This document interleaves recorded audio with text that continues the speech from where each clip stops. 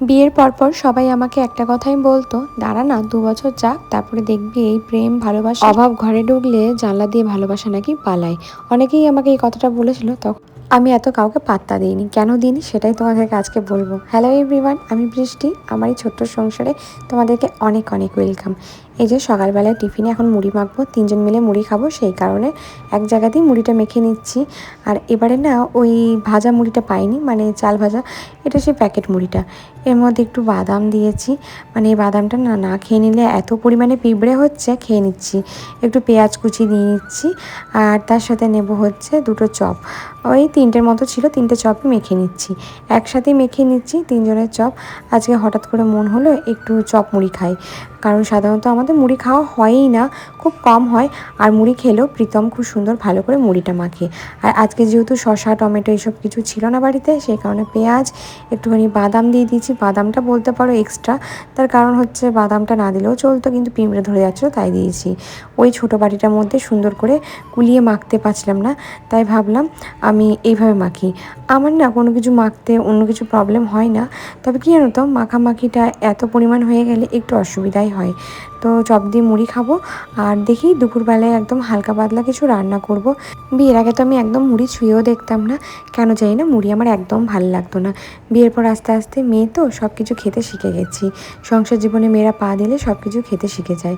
এই দেখো, এটা হচ্ছে আমশি, মানে যেটা শুকনো আম। অনেকেই বলেছে বৃষ্টিটা কী, এটা হচ্ছে শুকনো আম, মানে যেটাকে বলে আমচুর। উড়িষ্যাতে এটা খুব বেশি খায়। তো এটাকে জল দিয়ে ভিজিয়ে রেখে দিচ্ছি, গরম জল দিয়ে ভিজিয়ে রাখলে বেশ ভালো হয়। এখানে গরম জল দিয়ে ভিজিয়ে রেখে দিয়েছি।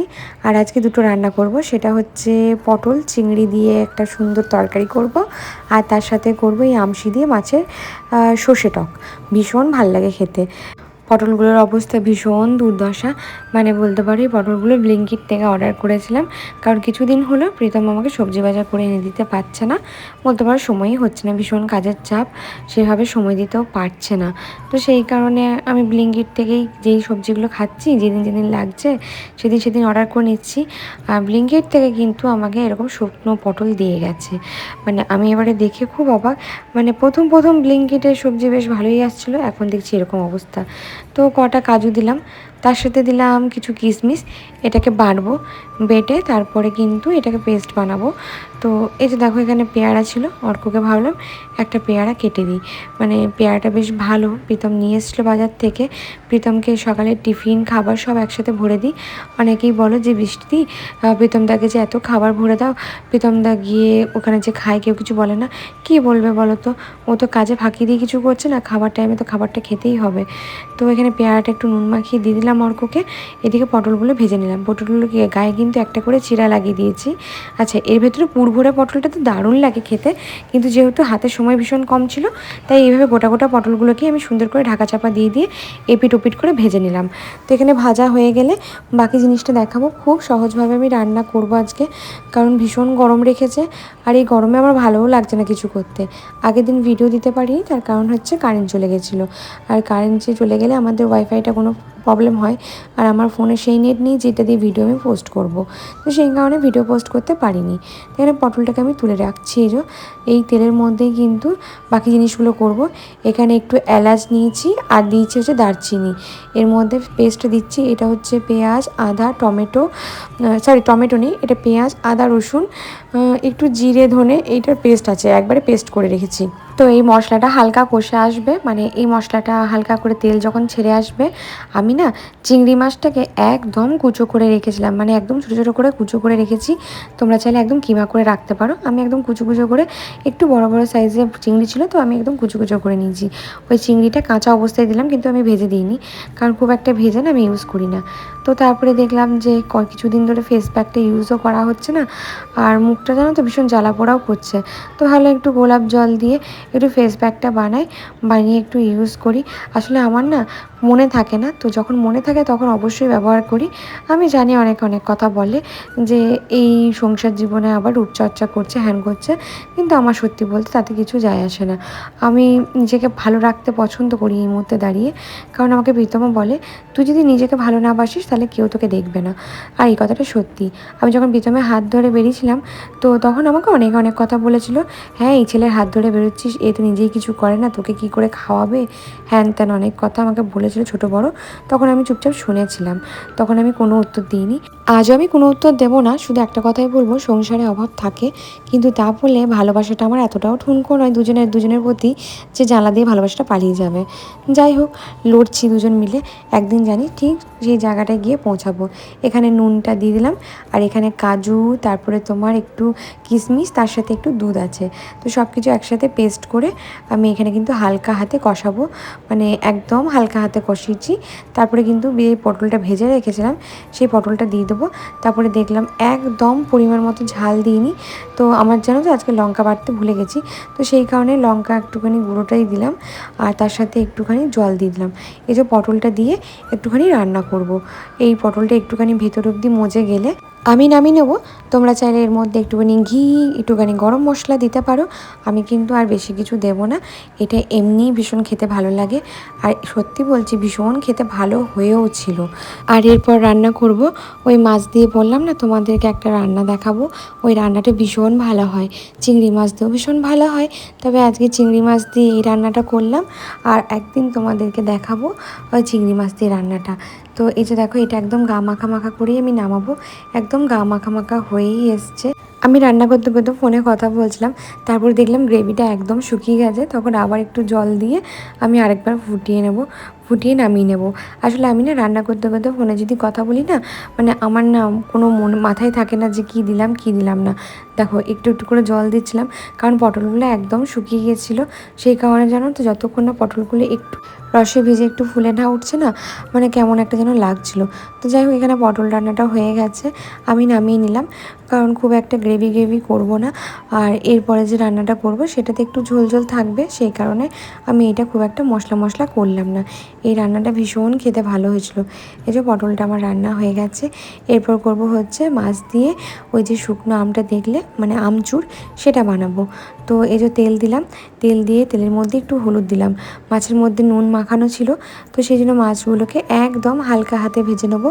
এই মাছ কিন্তু বেশি ভাজবো না। আর যতটা পারবে টাটকা মাছ দিয়ে করার চেষ্টা করবে। এই মাছের রান্না কিন্তু খুব বেশি ভালো লাগে টাটকা মাছ দিয়ে রান্না করলে। বাসি মাছ দিয়ে ভালো লাগবে কিনা জানি না, তবে টাটকা মাছ দিয়ে বেশি টেস্টি লাগে খেতে। তো এই যে মাছটাকে আমি সুন্দর করে ভেজে নিচ্ছি। একবারেই দুবেলার রান্না করে নিচ্ছি, সেই কারণে অনেকটা পরিমাণে মাছ করছি। তো এই যে মাছটাকে ভালো করে ভাজবো। দেখো একদম উল্টে পাল্টে একবারই ভাজবো, মানে দুবার করে খড়া করে ভাজবো না। অনেকে দেখেছি খড়া করে ভাজে, কিন্তু আমার মনে হয় মাছ যত কম ভাজবে ততই ভালো টেস্ট হয়। ওইদিকে মাছটা আমি তুলে রেখে দিয়েছি। আর এই যে দেখো, একদম মানে হালকা করে, একদম যতটা পেরেছি হালকা করেই ভেজেছি। আর আজকে পেটিগুলো বেশি ছিল, আমি নিজের জন্য 2 পিস ওই শিরার মাছ নিয়েছি, বাকিগুলো সব পেটিই ছিল। ওরা পেটি খেতে ভালোবাসে, সেই কারণে তেলের ওপর 5 ফোড়ন দিলাম।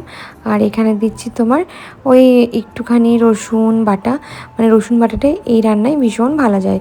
রসুন আর একটু পেঁয়াজ বাটা, এই রসুন আর পেঁয়াজ বাটাটা দিয়ে পরে একটুখানি নেড়ে নিলাম। একটু জিরে বাটা ছিল তার মধ্যে, একটু ধনে বাটা ছিল। আর এই যে সর্ষেটা দিলাম। এই সর্ষেটা আমি একটুখানি লঙ্কা দিয়েই বেটেছি। আসলে কি জানো তো, এই সর্ষেটা যদি শুধু রসুন দিয়ে বেটনাও খুব ভালো লাগে। এই যে আমশিটা ছিল গরম জলে ভেজানো, সেই আমশির জলটা এর মধ্যে দিয়ে দিলাম। আরও একটু জল দেবো, এই জলে হবে না। তো অনেকটা জল দিয়ে এই জলটা একদম টকবক করে যখন ফুটবে, তখন কিন্তু এই যে মাছগুলো দিয়ে দেবো। এর মধ্যে এবার নুন মিষ্টি পরিমাণ মতো দিয়ে, এটা যা দারুণ লাগে না গরমে খেতে, দারুণ দুর্ধর্ষ লাগে খেতে এটা। তারপরে দেখো রাতের বেলায় প্রীতম এসছে, মানে বললাম না কারেন্ট থাকছিলো না, সেই কারণে ভিডিও আর করা হয়নি। তো ওই জন্য প্রীতম এসছে হঠাৎ করে রাতেরবেলায়, বলছে এসে পড়ে যে রোল বানাবো বাড়িতে। আর আমাদের রোল জানো তো, ময়দার রোল না, আটার রোল। হঠাৎ করেই বলল যে একটু চিকেন রোল বানাই, অনেক দিন ধরেই খেতে ইচ্ছা করছে, কিন্তু বাড়িতে বানিয়ে খাবো, আটার রোল বানিয়ে খাবো। আর আমরা জানো তো মানে ময়দাটা খাই না, পুরোপুরি অ্যাভয়েড করি। তো এখানে প্রীতম আটাটা মাখতে বসেছিল, কিন্তু তারপরে মাখতে মাখতে ওর আবার কাজের ওখান থেকে ফোন চলে এসছে।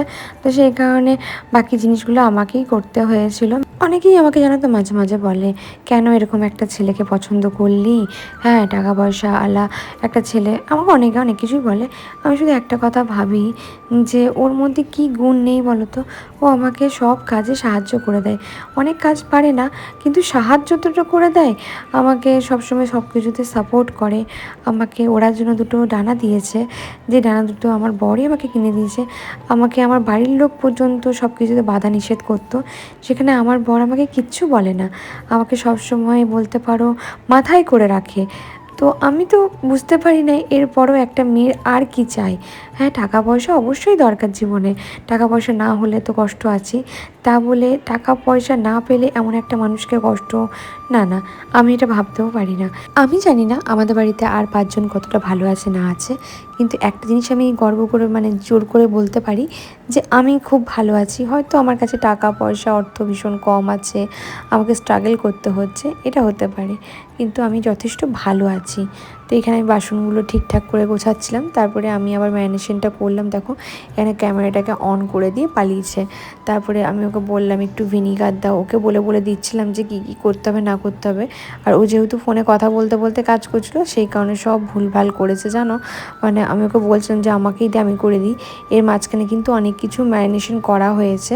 তো এখানে সয়া সস দিতে বললাম, একটুখানি ভিনিগার দিতে বললাম। অনেকে বললো হলুদ হলুদ কেন দিচ্ছ, আসলে আমরা বাড়িতে বানিয়ে যে রোলটা খাই এটা ভীষণ টেস্টি হয়। আর সত্যি কথা বলতে এটা হোমমেড, তো হোমমেডে সব কিছু দেওয়া যেতে পারে, ঠিক আছে। তো এখানে একটু হলুদ, নুন, তারপরে একটু জিরে গুঁড়ো, একটু ধনে গুঁড়ো সব কিছুই মিক্স করে নিয়েছি। আর পিসগুলো দেখো সব রকম পিসই নিয়েছি, বোনলেস পিস নিয়ে আসিনি। এর মধ্যে দিলাম একটুখানি চিলি পেস্ট, মানে চিলি পেস্ট বলতে চিলি সস দিয়েছি। আর তার সাথে দিয়েছি একটুখানি ভিনিগার, একটু সয়া সস, সব কিছু মিক্স করে নিয়েছি। আমি প্রথমে দেখিনি যে ও ভিনিগার দিয়েছে, আমি ভুল করে আবার ভিনিগার দিয়ে দিয়েছিলাম। তো এখানে সব কিছু মেখে নিচ্ছিলো, আর এদিকে ফোনে কথাও বলছিল। তারপরে আমি মশলাটা বেটে নিয়েছি, মানে একটা মশলা বাটতে হয়, সেই মশলাটাকে আমি বেটে নিয়েছি। ওই পেঁয়াজ আদা রসুন যেটা অনেকটা পরিমাণ বাটিয়ে রাখি আমি, যাতে সকালবেলা প্রীতমকে রান্না করে দিতে আমার সুবিধা হয়। তো এই যে পেস্টটা বানিয়ে রাখলাম, এটা স্টোর করে রাখবো, আর কিছুটা আজকে লাগবে।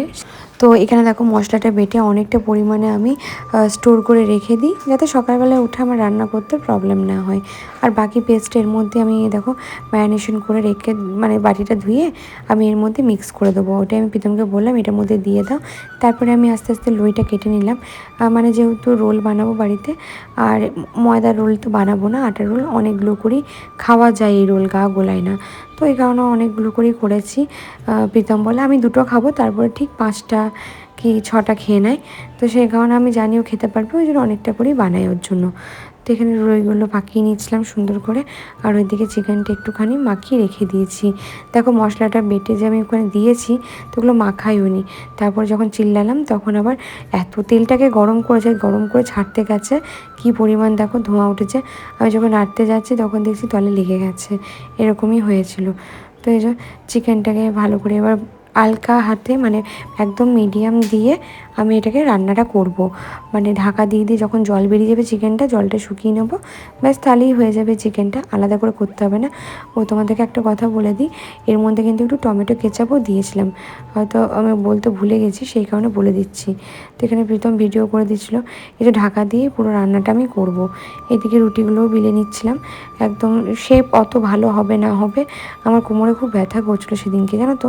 তো আমি ভাবলাম যে বেলিয়ে নিই কষ্ট করে, ও যেহেতু ফোনে কথা বলছিলো, সেখানে ভাবলাম আমি যটা পাচ্ছি করে নিই। তারপরে অনেকটা রাতও হয়ে গেছিলো জানো তো, খেতে দিতে হবে না সেই কারণে। তো এখানে অনেকগুলো রুটি করার ছিল, কিছুটা করেছিলাম আমি আর কিছুটা প্রীতম করেছিল। ও আমাকে সব কাজেই মোটামুটি সাহায্য করে দেয়। আর এদিকে চিকেনটাও হয়ে গেছে, এই যে একদম শুকনো শুকনো করে নামিয়ে নিয়েছি। এর মধ্যে পেঁয়াজ কুচি আর তার সাথে একটুখানি সস দেবো, টমেটোর সস। তো আমি এখানে ফোনে কথা বলছিলাম আর পরোটাগুলো ভাজছিলাম, আর প্রীতমকে 2টো পরোটা ভাজার কাজ দিয়েছিলাম। পরোটাগুলোকে এমন ভেজেছিল, সে ভেঙে ভেঙে যাচ্ছিলো। দেখো দেখো ভেঙে ভেঙে যাচ্ছে পরোটাগুলো, মানে এমন বাজেভাবে ভেজেছে মানে তাওয়াতে। তো সেই কারণে আমার মাথাটা গরমও হয়ে যাচ্ছিলো যে এইভাবে কে করতে বলেছে। তারপরে যা হোক এইভাবে রোলগুলোকে পাকিয়ে খেলাম। তো তার পরের দিনকে জানো তো আর সেইভাবে সকাল থেকে ভিডিও বানানো হয়নি। তার পরের দিনকে প্রীতম আমাদেরকে ঘুরতে নিয়ে গেছিলো, আমাকে অর্ককে। মানে ঘুরতে যাওয়ার থেকেও বড় কথা হচ্ছে আমাদের কাজ ছিল। আর এই রাস্তাটা দুর্গাপুরে কেউ চিনতে পারছো? তো তারপরে জানো তো আমরা বাইরে বেরোলে তো এখন সেভাবে বাইরে খাবার খাই না, মানে আমরা খাই না বাইরে খাবার। তো হঠাৎ করে মনে হলো যে একটু হোস্টেল অ্যাভিনিউ যাই, গিয়ে একটু মোমো খেয়ে আসি। আর একটা দুটো মোমো অর্ডার করিনি, অনেকগুলো মোমো অর্ডার করেছিলাম, মানে ভীষণ খেতে ইচ্ছে করছিলো মোমো, সেই কারণে দেখো এখানে অনেক কটা মোমো অর্ডার করা হয়েছিল। এই যে দেখো এখানে অনেক কিছু অর্ডার করা হয়েছিলো। এখানে অর্ক আমি, আমার এই মোমোটা খেতে একদম ভালো লাগেনি, মানে ক্রিসপি চিকেন মোমোটা ছিল, একদম ভালো করেনি এখানে। মানে আমি এর আগে অনেক জায়গায় খেয়েছি, বাট এখানে না খুব একটা ভালো ছিল না, অনেকটা ভেজিটেবল চপের মতো লাগছিলো খেতে, তো খুব একটা ভালো লাগেনি। তারপরে বাকি স্টিম মোমো এগুলো সব কিছু ভালো ছিল। অ্যান্ড আমি যেহেতু কিছু খেতে পারিনি ওখানে, তো এখানে আমাকে একটুখানি মিষ্টি খাইয়েছিল, তো এখানে মিষ্টি খেয়েছি। আর এখানে প্রীতমও মিষ্টি খাচ্ছিল, একবারে গোটা মিষ্টিটাকে ভরে নিয়েছিল। তো আজকে ভিডিওটা এইটুকুখানি, সবাই ভালো থেকো, সুস্থ থেকো, আর সকলকে ভালো রেখো।